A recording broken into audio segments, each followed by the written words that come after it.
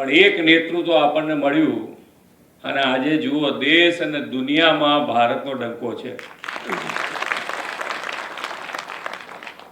Political ગમે તે statement કરે તો એનાથી કંઈ ફેર નથી પડે એવો. હવે એનું કારણ છે કે ભાઈ આજે હું એમ કહું કે ભાઈ સાકળ ગળી છે એમ કીધા રાખું તો તમે ના ચાખી હોય ત્યાં સુધી તમને એમ થાય કે આ ખરેખર સાચી વાત છે કે ખોટી. પણ માનનીય વડાપ્રધાનશ્રીએ ભાજપ રૂપી સાકળ દરેકના મોંમાં ચખાડી છે. બધાને ખબર છે કે આ ગળી છે ને ગળી છે. એટલે દરેકે દરેક યોજના સરકારી જેટલી પણ યોજના બનાવી છે એ બધી યોજના તમારા સુધી પહોંચાડી છે. એનો લાભ તમને મળ્યો છે અને એટલે આજે બધાનો વિશ્વાસ વધતો ગયો. નહીતર બિહારમાં આવું પરિણામ આવે તો બિહારને ખબર પડી ગઈ કે આમાં બીજામાં કશામાં મજા નથી. છે મજા નથી.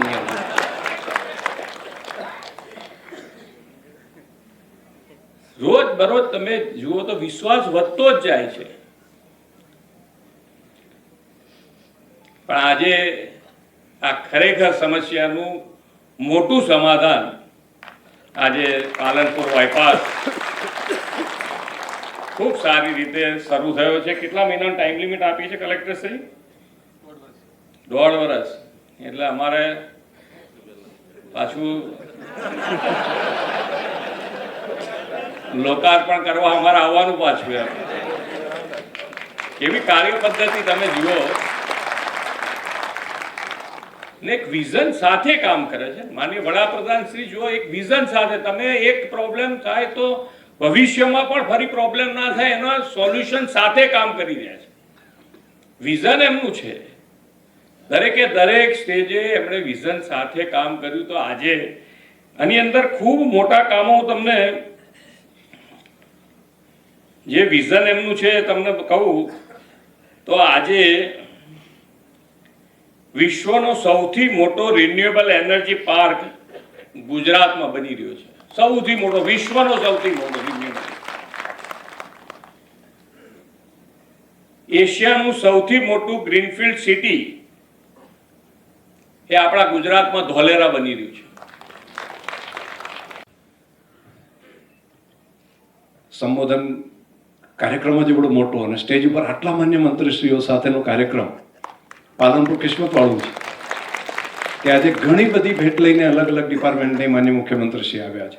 અને આ અનિકેતભાઈ છે ને એ હમણાં ધીમે ધીમે બોલતા હતા પણ 1000 કરોડના કામમાંથી 800 કરોડ તો એકલા પાલનપુરના છે. એટલે એ બોલે ધીમું પણ પાલનપુરને ખૂબ મોટો લાભ એમણે સરસ મજાનો અપાવ્યો છે. માન્ય મુખ્યમંત્રીશ્રીનો આભાર આપણે એટલા માટે પણ માનીએ કે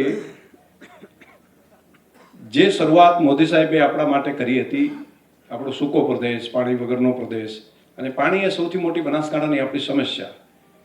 તો સૌથી પહેલાં એક નર્મદાની નહેર લાવ્યા અને લોકો માનતા નહોતા કે અહીંયા પાણી આ પહોંચી શકતું હશે. શક્ય જ નથી એમ. પરંતુ માત્ર ત્યાંથી કેવડિયા કોલોનીથી પાણી કેનાલો બની એટલું નહીં, પરંતુ મોટા ભાગનો વિસ્તાર એ એક પશ્ચિમ બનાસકાંઠાનો જે વિસ્તાર છે એના લગભગ 5 થી વધારે તાલુકાની અંદર સિંચાઈ માટેનું કામ એ પહેલી નર્મદાની કેનાલથી થયું. આ કામ આઝાદીના 50 વર્ષ પછી ચાલુ થયું અને ચાલુ કરવાનું કામ નર્મદાનું કામ તો ઘણું વહેલું પેલું ત્યાં આગળ પાયો બંધાણો હશે, પરંતુ આ ધરતી પર પાણી પહોંચે એનું કોઈ નહોતું. મુખ્યમંત્રીશ્રી હતા ત્યારે ઉપવાસ ઉપર બેઠા મોદી સાહેબ, અને ઉપવાસ ઉપર બેસીને પણ આ વિસ્તારમાં પાણી નહોતું પહોંચી શકે ત્યાં આગળ પહોંચાડવા માટેનું કામ મોદી સાહેબે નર્મદાનું કામ કર્યું. બીજું કામ જે હતું એ સુજલમ સુફલમ, જે બાકીનો વિસ્તાર જે રહી જતો હતો તે નવી આખી નહેર ઊભી કરવાઈ અને વધારાનું પાણી જે છે સુજલમ સુફલમ દ્વારા આ બનાસકાંઠાને આપ્યું. અને એ પછી ઘણો બધો વિસ્તાર એવો કે જે સુજલમ સુફલમ અને નર્મદાની નહેરથી પણ પાણી ના પહોંચી શકે અને ગ્રેવિટીથી આવી શકે એવું બધા એન્જિનિયરો કીધું કે શક્ય નથી. પરંતુ આ મક્કમ મનોબળના માનનીય મુખ્યમંત્રીશ્રીએ બનાસકાંઠા જિલ્લાની અંદર 5 કરતાં વધારે અલગ અલગ પાઇપલાઇનો નાખીને તેના માધ્યમથી બનાસકાંઠા જિલ્લાના મોટા ભાગના ગામોના તળાવ ભરવા માટેનું ઐતિહાસિક કામ કર્યું છે.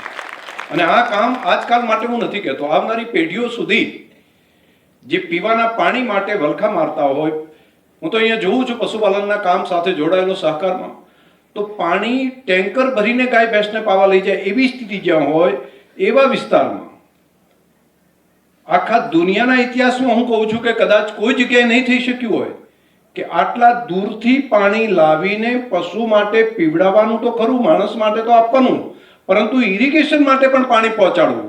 અને પાણી પહોંચાડવું એટલું નહીં, વોટર રિચાર્જ કરવું, નર્મદાનું પાણી લાવીને બનાસકાંઠાના તળ સુધી પહોંચાડવું,